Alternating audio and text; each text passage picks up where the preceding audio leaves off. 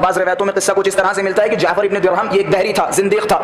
इसने एक डिब्बे में गंदी मिट्टी रखी और वो गंदी मिट्टी कुछ दिनों तक उस डिब्बे में रखी रही। अब जाहिर सी बात है, जब गंदी मिट्टी उस डिब्बे में होगी तो उसमें छोटे छोटे से कीड़े और हशरात भी पैदा हो जाएंगे।